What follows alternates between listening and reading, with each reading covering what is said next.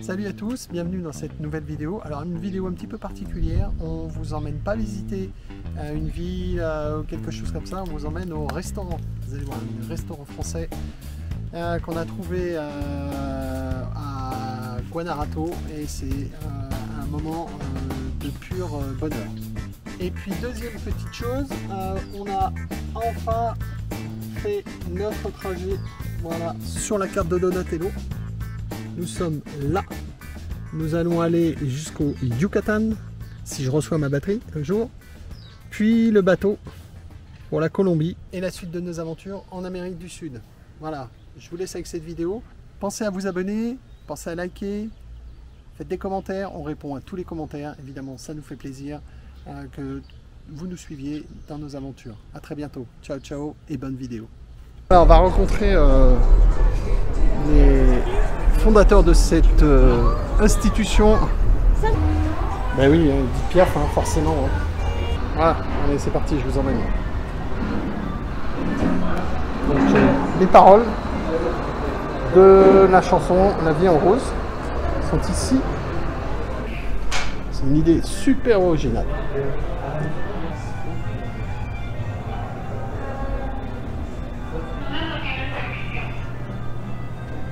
La patronne, présente-toi.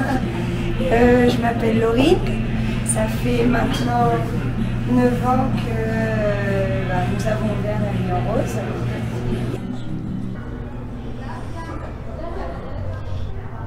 Voilà, la salle du restaurant, elle est superbe, mais vraiment, c'est mignon, il y a de l'espace, on est bien, les petites tables, oh. On est presque chez soi et c'est pur.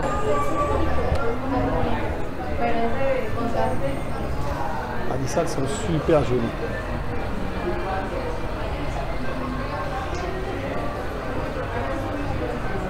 Voilà, notre petite table réservée pour ce soir, très gentiment.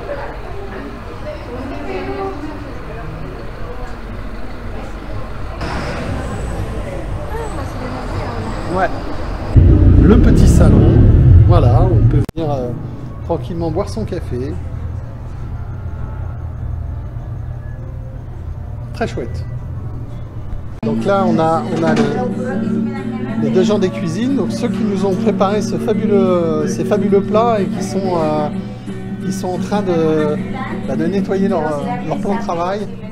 Muchas gracias. Bye bye. Ciao, adios. Merci Laurine de nous accueillir chez toi. Avec plaisir. On adore le nom. La vie en rose. Vous voulez que je vous raconte l'histoire? Quand on est arrivé il y a 9 ans maintenant, le grand-père de mon époux était encore vivant. Et un soir, on a dîné avec lui. Et on lui a demandé, Raphaël, on est sur le point d'ouvrir le restaurant. Par contre, on ne sait toujours pas quel nom mettre au restaurant. Est-ce que tu as une idée? Et donc Raphaël adorait Edith Piaf. Et il nous a proposé de mettre La vie en rose. Et ça nous a paru une bonne idée parce qu'on s'est dit, déjà d'une, on fait honneur au grand-père de Marco. Ouais. Et de deux, moi j'ai aimé le fait de... ne serait-ce que le nom, le fait de voir la vie en rose toujours, essayer de voir les choses exactement positivement. Ouais. Et ça a été quand même une grosse expérience en famille. Ça n'a pas été tous les jours facile, il faut le dire. Donc du coup, on a essayé toujours et encore aujourd'hui de rester positif et de voir la vie en rose. Et du coup, quand vous avez eu l'idée d'ouvrir un restaurant, c'était une évidence d'ouvrir un restaurant français et non pas un restaurant mexicain? Oui. Oui, ouais. Oui, parce que déjà d'une, c'est pas notre métier à la base. Ouais. Et donc du coup, c'est ce que vous saviez faire. Exactement. Ouais. Et puis parce que je pense que c'est super important en tant qu'expat, arrivant dans un pays qui n'est pas le nôtre, d'apporter aussi un peu de notre culture française et leur montrer. Et puis c'était quelque chose qui qui n'existait pas encore il y a 9 ans. Là, Ouais. aujourd'hui, de plus en plus, on trouve de plus en plus de produits français parce que le français aussi, c'est élégant, c'est la classe. Toujours dans l'esprit Oui, mexicain, toujours. Ah oui, oui. c'est l'élégance, Il y a même un dicton qui dit, enfin, les Mexicains disent énormément, quelle elegancia la de Francia. Ah, ok. Donc du coup, c'est vrai que voilà, c'est très élégant. Et puis oui, parce que c'est ce qu'on savait faire. Donc, Ouais. Et du coup, votre clientèle, elle est essentiellement alors, touristique ou mexicaine alors, comme on est basé en plein centre de Guanajuato, donc on a beaucoup de touristes, évidemment. Mais au départ, on a eu pas mal d'étrangers, beaucoup de Canadiens, d'Américains, les touristes. Et de plus en plus, là, les dernières années, on constate qu'on a de plus en plus de clientèle mexicaine aussi, de tout le Mexique. Ouais. D'accord. Alors, concernant la carte, on a vu qu'il y avait tout un tas de plats typiquement français et des pâtisseries exceptionnelles. C'est bah oui, mais du coup, tout est fait ici. Et oui, alors ça c'est quelque chose qu'on tient vraiment à dire à tous nos clients. Tout ce qui est à la carte aujourd'hui, ce sont des choses qu'on réalise nous-mêmes ici sur place dans la cuisine. La noiserie, la pâtisserie française et aussi bien les plats, des petits déjeuners et de la cuisine sont des plats avec des ingrédients frais, des plats qui sont la plupart préparés sur le moment. Et tout fait à la main, par nos petites mains et avec beaucoup d'amour. Je crois que tu as fait de la pâtisserie au début, c'est ça? Oui, beaucoup. Beaucoup. Okay. Beaucoup. Aujourd'hui, je me mets quasiment peu, enfin pas plus, mais peu en cuisine. J'y vais surtout quand, par exemple, il y a des événements, des mariages, des buffets, des anniversaires. Okay. Forcément, j'y suis pour vérifier au quotidien et goûter. On y est par exemple avec mon frère en ce moment, surtout pour revoir tout ce qui est la recette du croissant, du pain au chocolat, pour toujours s'améliorer. Excellent d'ailleurs, mais vraiment excellent parce qu'il nous l'a fait goûter cet après-midi, c'était chouette. Ouais. Il n'était pas vraiment satisfait, il dit oh, il y a encore 3-4 petites choses à revoir, mais nous on a adoré, vraiment. On essaye de s'améliorer au quotidien, donc c'est vrai que c'est difficile parce que le croissant peut changer en fonction de la température, l'humidité de l'endroit. Et ici au Mexique, c'est vrai que il y a des jours où c'est très chaud, d'autres jours où c'est très humide, d'autres jours où c'est... Donc voilà, les macarons c'est pareil. Moi j'ai goûté les macarons. On peut parler des macarons, oui, c'était très bon malgré... C'était un macaron quoi? J'avais pris au caramel. Et tu as, en fait, heureusement qu'il y avait une vitrine entre toi et les macarons. Quoi. Voilà. Ça, ils ont bien l'habitude. Okay. Et j'ai une dernière question, moi, parce qu'il y a quand même pas mal de gens qui veulent changer de vie. Est-ce que ça n'a pas été trop difficile de monter une affaire ici au Mexique? Alors, ça, en tant qu'expatrié, c'est la question au niveau administratif. C'est la question qui revient toujours. Écoutez, je considère que nous avons eu énormément de chance, étant donné que j'avais mon compagnon qui était d'ici, de Guanajuato.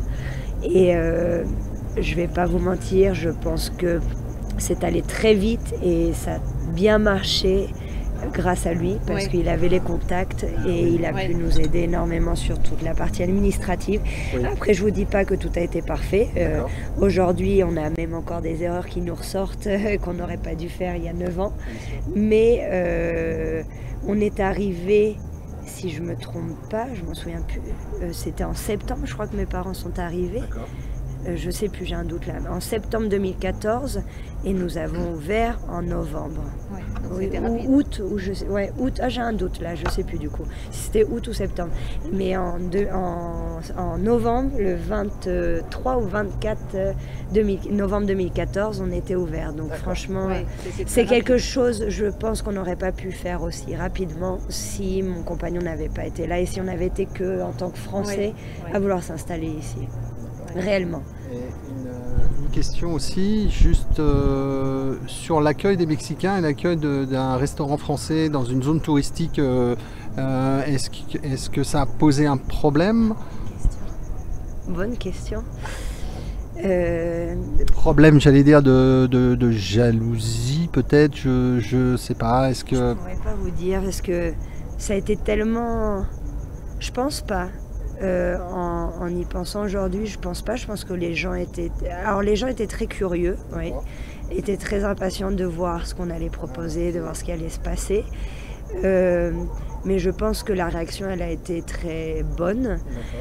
Après, au niveau de la jalousie et des envieux, bah, s'il y en a eu, je n'ai pas forcément été au courant. Je m'en suis pas forcément rendu compte aussi parce que je vous avouerai que la première année était une année... très riche en émotions et en travail. La tête dans le guidon. Exactement, même je dirais même pas seulement la première année, les premières années ont été assez compliquées, c'était beaucoup de boulot. Intense, voilà, exactement, c'est le mot. Mais non, je pense pas qu'il y a eu la jalousie. Non, parce que au final, mon compagnon, moi, je reviens là-dessus, mon compagnon est quelqu'un de connu dans le sens où lui, il a vécu toute sa vie ici. Guanajuato, ça reste quand même un petit village, c'est pas une grosse ville, tout le monde se connaît. Donc du coup, je pense qu'ils étaient plus heureux pour lui et pour nous que la jalousie en soi, je pense pas. D'accord. Très bien. Merci de nous avoir accordé ces petits moments. Avec grand plaisir, j'espère. Manger des gâteaux. Bon appétit. Merci Laurine de nous avoir accueillis et d'être vraiment avec ce sourire. J'ai mal à la gorge, Mais oui. j'ai mal à parler, mais... Voilà, merci et puis à très bientôt. À très bientôt, j'espère. Bien sûr. Merci. Et voilà, sortir d'un restaurant heureux. N'oubliez pas, la vie en rose.